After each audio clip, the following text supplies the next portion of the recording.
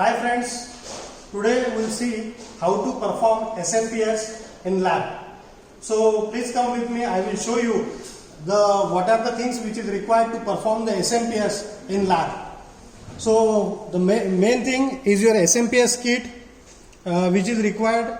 Then another one is a variable AC voltage, then power supply for the SMPS and the multimeter for measurement of the AC voltage and the DC output voltage, and current meter which is required for measurement of load current.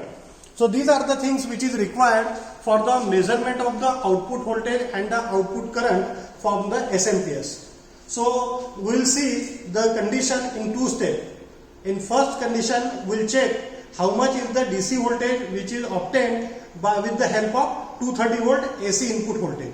Now I will show you step by step how to generate the 12 volt DC voltage from the AC voltage. Come. Now you can see from here I am setting the input voltage which is around 250 volt. So let us check the input voltage which is supplied to the kit is 238 volt.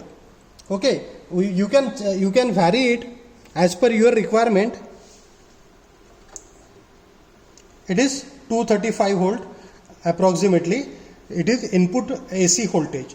Now from this input AC voltage, this input AC voltage is fed to the EMI filter and the full wave rectifier circuit. Now this full wave rectifier does the job of rectification of this AC voltage into the DC voltage, and this filter capacitor removes the ripple which is contained in the AC, and that ripple will be that pure DC voltage will be fed to the high frequency switch. Now this is the high frequency switch which is coupled along with the optocoupler.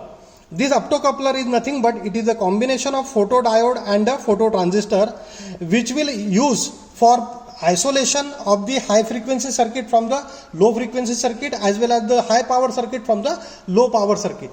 This circuit is the low power DC voltage, whereas this is the high power DC voltage. Now let us check how much DC voltage we are getting from this 235 volt input AC voltage. Okay, so let us check for 235 DC input AC voltage how much DC voltage we are getting is around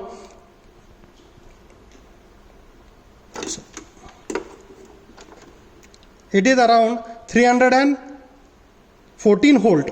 So 314 volt is the DC voltage what we are getting from 235 volt AC voltage. Now this voltage is fed to the inverter.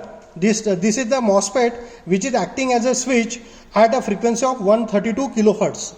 Now this 132 kilohertz operated MOSFET will convert this fixed DC voltage, high DC voltage, into the AC voltage which is supplied to the transformer. Now this transformer is a switching transformer.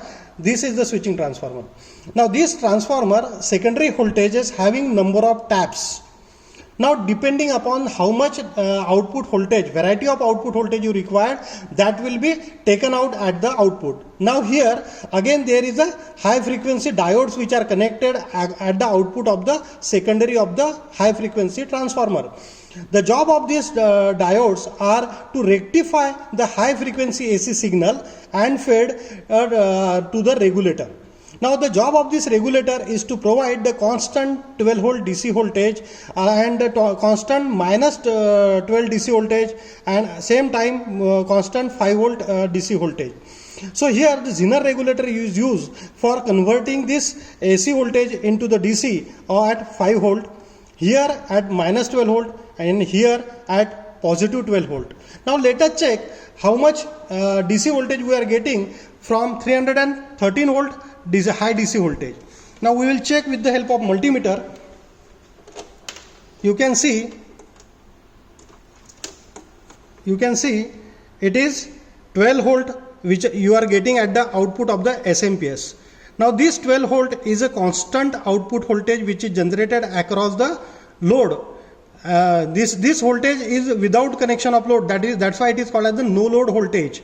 So this no load voltage is always the maximum value of the output voltage which you are getting across the load.